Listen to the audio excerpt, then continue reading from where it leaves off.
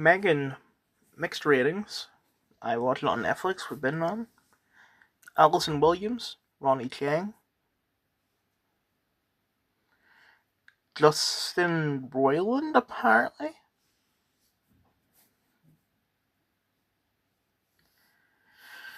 Um, I was interested in watching this because I love films about AI.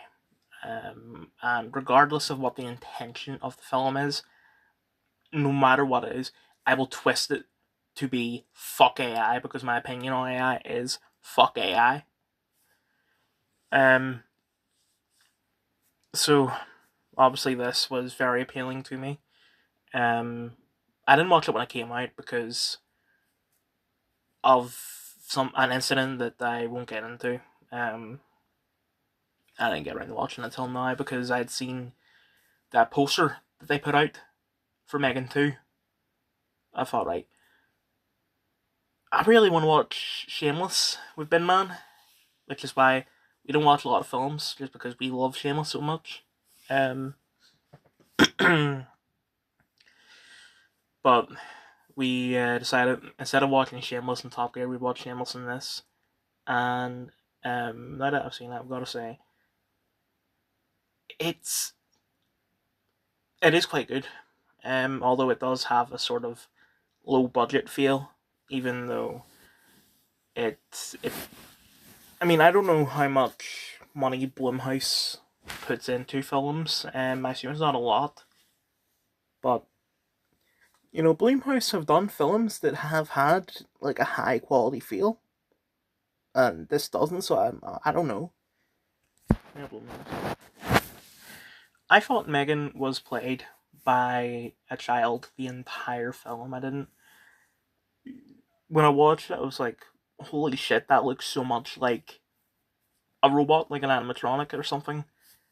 Like, how did they make that child look like that? And m3gan said that apparently they do use an animatronic for some scenes. Um, like it's either they use an animatronic for when m3gan is standing still, and a real person for when she is moving, or vice versa. I don't remember which one, but it, she did look really good. I'm surprised the budget was they were able to do all that. I want to point out something about the dance scene. Um, it might seem random. It's not, and I only know this because I watched that clip and someone put a comment on the video saying that it's not random. She knew that the elevator would be coming, and she timed it all perfectly so that Ronnie Chang can get sort of like halfway into the elevator so that she can kill him and then pin it on Kurt. m3gan was pointing out the entire film that considering that Alison Williams' character is like an AI expert, she should know that her system is fucking up, but she doesn't until it is far too late. Um, yeah, I would agree with that, but the problem is that when making a film like this, you do need to take liberties with the realism, since like they were talking about putting like restrictions on m3gan so that she doesn't have the ability to do this, and that, but it's an AI.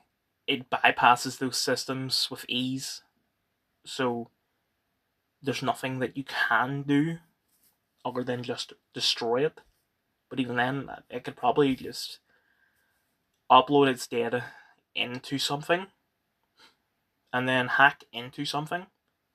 It's like, I don't know, a factory or something like that, and make that factory rebuild her, and then just upload her consciousness or her OS or whatever into that new model.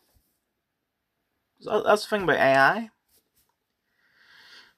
Um, yeah, overall, I'm surprised Alison Williams was in this because the only thing I'd ever seen her in before this was Get Out, and it feels weird her going from this like really smart horror film that I would say she signed on to that film because it's a good script, but also because of the politics of it. Whereas this is a cheesy, low budget film about AI. Um, TLDR, good film, better than the IMDb rating. Nowhere near as good as their Rotten Tomatoes rating. Um, Based, obviously.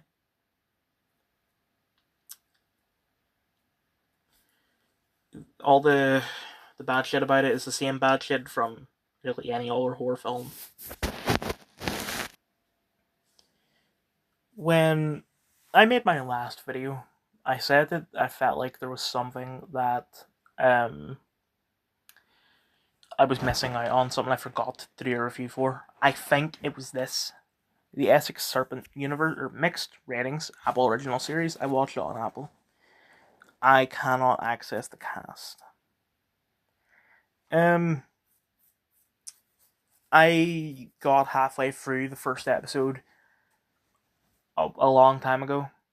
Um, but I liked the last half of the episode, so I'm going to continue with it.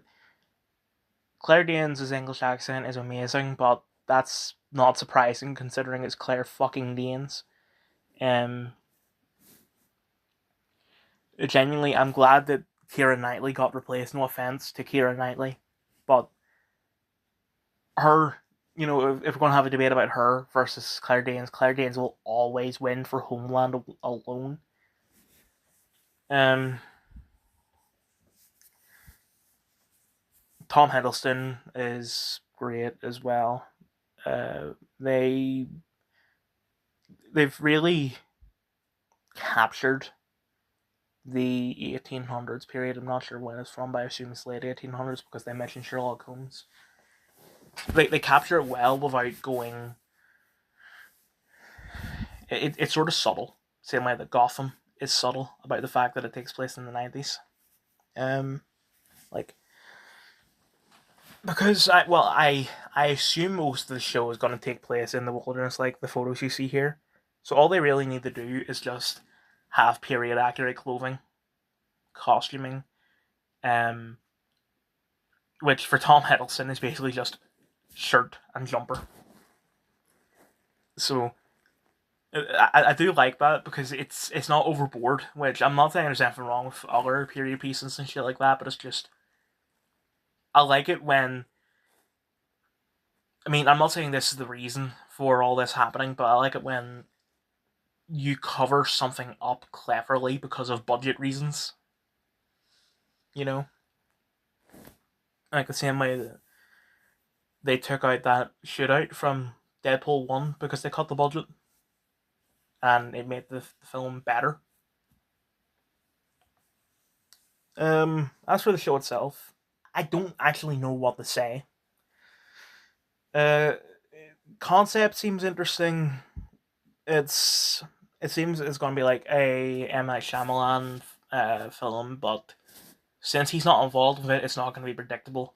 His stuff is either he will make you believe something is real only to reveal that it isn't real, or he'll make you think something isn't real only to reveal that it is.